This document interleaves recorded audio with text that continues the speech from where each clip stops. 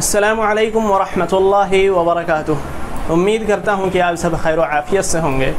मैं मोहम्मद ख़ान आप लोगों का तहे दिल से इस्तक़बाल करता हूँ अल बुखारी यूट्यूब चैनल पर।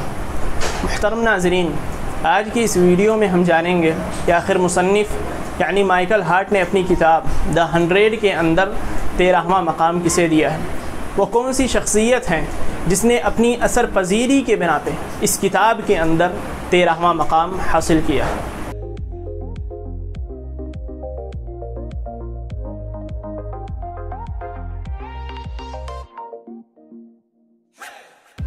मुसन्निफ़ ने अपनी किताब के अंदर 13वां मकाम जिन्हें दिया है वो हैं अरस्तु। जी हाँ, अरस्तु मक़दूनिया मुल्क के एक मशहूर व मारूफ़ शहर स्टागेरा में 384 क़ब्ल मसीह पैदा हुए। इनके बचपन के हालात किस तरह थे, घरेलू मुआमलात किस तरह थे, इनका घराना किस तरह था, इसके बारे में तारीख़ के अंदर ज़्यादा कुछ मालूमात फ़राहम नहीं, मगर जो कुछ भी मौजूद है, जो कुछ भी मुअर्रिख़ीन ने इनके हवाले से लिखा है वो कुछ इस तरीक़े से है।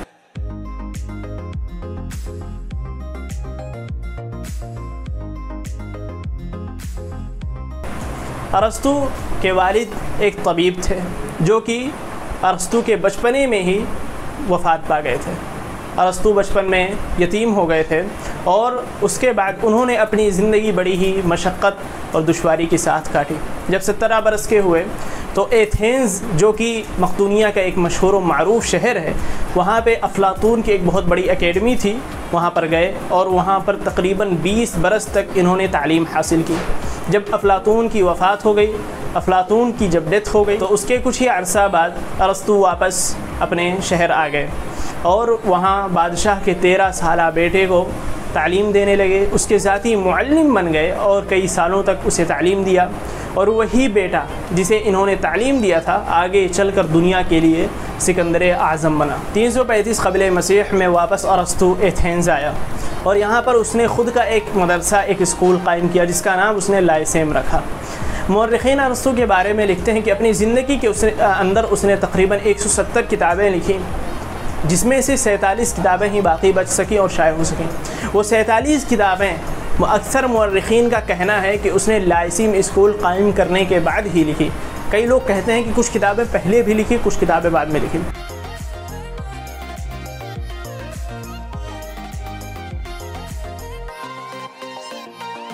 अरस्तु ने तकरीबन हर बाब के अंदर बहुत ही बेपाया और बहुत ही नुमाया काम किया है, ख़ाह वो साइंस हो, जोग्राफिया हो, इल्म फ़ल्कियात हो, इल्म तबइयात हो या कोई और बाब। यहाँ तक कि माशियात, सियासियात में भी उसने बहुत ही अहम और बहुत ही नुमाया काम किया।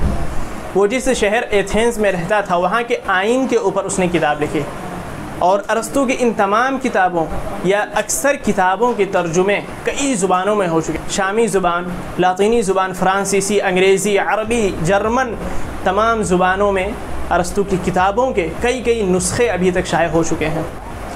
अरस्तु को कई लोग इल्म मंतिक़ और फ़लसफ़ा का माहिर सिर्फ समझते हैं, हालांकि ये बात गलत नहीं है। ये बात दुरुस्त है कि वो इल्म मंतिक़ और इल्म फ़लसफ़ा का बहुत बड़ा माहिर था। यहाँ तक कि फ़लसफ़ा और मंतिक़ के कई उसूल अरस्तु ने ही मुरत्तब किए। लेकिन इसके अलावा जो और फ़न हैं, इसके अलावा जो दीगर फ़नून हैं, उनमें भी अरस्तु को काफ़ी महारत थी। जैसे साइंस हो गया, जोग्राफिया हो गया, इल्म तबइयात हो गया, इल्म माशियात, यहाँ तक कि सियासत में भी अरस्तु को काफ़ी महारत हासिल थी। जी हाँ, अब आइए हम जानते हैं कि अरस्तु के आखिर वो कौन से नज़रिए हैं जो अच्छे हैं और जो सही हैं, और कौन से वो नज़रिए हैं जिनकी वजह से अरस्तु के ऊपर काफ़ी लोगों ने तनकीदाना अंदाज़ अपनाया। अरस्तु की काफ़ी लोगों ने तनकीद की। जी हाँ, अरस्तु के कुछ नज़रिए काफ़ी अच्छे हैं। अरस्तु का कहना था कि खुदा मुबर्रा है, तमाम चीज़ों से पाक साफ़ है, नेकी बदी, बुराई अच्छाई, जहन्नम जन्नत, इन तमाम चीज़ों से खुदा जो है वो बेनियाज़ है। इसी तरीके से इत्तिदाल का रास्ता सबसे बेहतर रास्ता है। और जो नज़रिए अरस्तु के गलत थे जिनकी वजह से उसके ऊपर काफ़ी तनकीद की गई, उनमें से एक नज़रिया ये है कि उसका कहना था खुदा एक मक़नातीसी क़ुव्वत है जो तमाम चीज़ों को, हर शय को अपनी जानिब खींचती है। और इसी तरीके से एक नज़रिया उसका ये था कि औरत एक कमतर और हक़ीर ज़ात है, एक हक़ीर मखलूक है। حالانکہ ارسطو جس دور میں زندگی گزار رہا تھا اس دور میں تمام لوگوں کا نظریہ یہی تھا، عورت کو وہ لوگ کچھ نہیں سمجھتے تھے، ایک حقیر ترین مخلوق اسے تصور کرتے تھے۔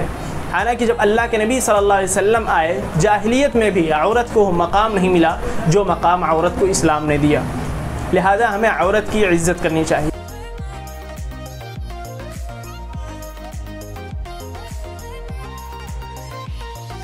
ارسطو کی وفات 322 قبل مسیح ملک مقدونیہ میں ہی ہوئی۔ اب آئیے ہم جانتے ہیں کہ آخر مصنف نے انہیں اپنی کتاب کے اندر 13واں مقام کیوں دیا۔ جی ہاں، مصنف نے انہیں اپنی کتاب کے اندر 13واں مقام اس لیے دیا کیونکہ ان کا اثر ابھی تک اس دنیا پر باقی ہے۔ ان کی جو کتابیں لکھی گئی، جو کتابیں ابھی بھی ہیں، ان کی کتابوں کا ترجمہ کئی زبانوں میں ہو چکا، جیسا کہ آپ ابھی سن چکے ہیں، شامی زبان، فرانسیسی، جرمن، انگریزی، عربی، ان تمام زبانوں میں ان کی کتابوں کے ترجمے ہو چکے ہیں۔ ان کا اثر تو اس قدر تھا کہ کئی لوگوں نے اپنے دین کو چھوڑ کر ارسطو کی وفات کے بعد اسے ہی دیوتا سمجھ لیا تھا۔ ان تمام چیزوں کو مد نظر رکھتے ہوئے مصنف نے انہیں اپنی کتاب کے اندر 13واں مقام دیا ہے۔ اور ایک بات آپ لوگ اس بات کا خیال رکھیں کہ اس کتاب کے اندر لوگوں کو جو مقام و مراتب دیے گئے ہیں ان سے ہمارا اتفاق ضروری نہیں ہے، کیونکہ اس کتاب کے اندر انبیاء کرام کو کہیں کہیں بعد کا مقام دیا گیا ہے انسانوں سے۔ حالانکہ ہم جانتے ہیں کہ اس دنیا میں سب سے افضل ذات کوئی ہے تو اللہ، اس کے بعد محمد، اس کے بعد تمام انبیاء کرام افضل ہیں، اس کے بعد کوئی اور ہے۔ لیکن اس کتاب کے اندر انبیاء کرام حضرت موسیٰ علیہ السلام، حضرت عیسیٰ علیہ السلام سے پہلے بھی اوروں کو مقام دیا گیا، اس لیے اس کتاب کے اندر جو بھی مقام و مراتب ہیں ان سے ہمارا اتفاق ضروری نہیں ہے۔ اس کتاب کے اندر جو معلومات دی گئی ہے وہ ہم آپ تک فراہم کرتے ہیں۔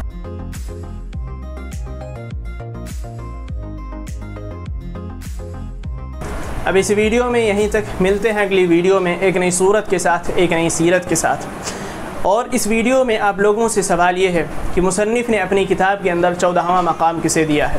اگر آپ کو ان کا نام معلوم ہے، ان کے بارے میں معلوم ہے تو ان کا نام کمنٹ سیکشن میں جائیے اور ہمیں لکھ کر ضرور بتلائیے۔ اگر آپ کا جواب صحیح رہا تو انشاءاللہ ہم آپ کے جواب کو، آپ کے کمنٹ کو اگلے ویڈیو میں ڈسپلے پر شو کریں گے۔ اور جہاں تک رہی بات پچھلے ویڈیو کے سوال کی کہ مصنف نے اپنی کتاب کے اندر 13واں مقام کسے دیا ہے، تو اس کا صحیح جواب جن لوگوں نے دیا وہ یہ ہے۔